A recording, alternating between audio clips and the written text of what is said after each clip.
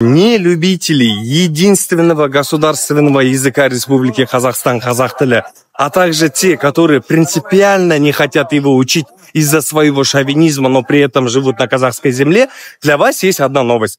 Нахожусь в историческом и прекрасном городе Стамбул. Да, здесь классно, но для вас есть плохая новость. Здесь никто не разговаривает на русском языке. Со всеми, хоть с туристами, хоть с местными, они говорят либо же на турецком, а с туристами, получается, местами на английском языке. Вот я вам честно скажу, русский язык здесь не понимают от слова совсем, друзья.